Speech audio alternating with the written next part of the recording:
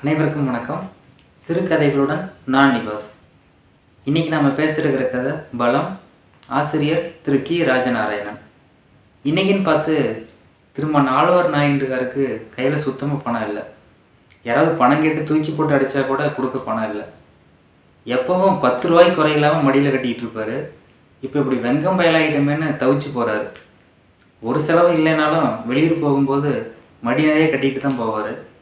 இப்போ என்னடானா இதை வெளியில் சொல்ல முடியுமா? ஆழ்வார் நாயுடு வெறுங்கையோடு போகிறாருன்னா யாராவது நம்புவாங்களா? இந்நேரம் பார்த்து ஒரு ரூபாய் கைமாத்தா யாராவது வேணும்னு கேட்டால் கூட நம்ம கௌரவதை என்ன ஆகிறது அப்படின்னு யோசிக்கிறார். இந்த துட்டு இருக்கே, இது மனுஷனை ரொம்ப வேடிக்கை பண்ணுதுன்னு நினச்சிக்கிட்டே அவர் மனைவி மணியை கூப்பிட்றாரு. அப்படி கூப்பிட்றது கூட பழைய கண்ணீர் குரல் இல்லை.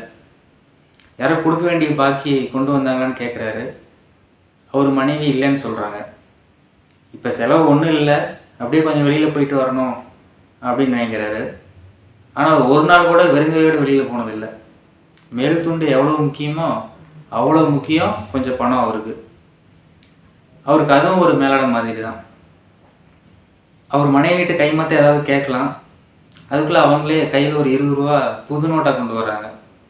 உளுந்து வித்த காசுன்னு சொல்லி முடிக்கல, கொண்டான்ட்டு வேகமாக வாங்கிக்கிறாரு. நோட்டை மடியில் கட்டின பின்னாடியே அவருக்கு ஆரோக்கியமாக இருக்குது.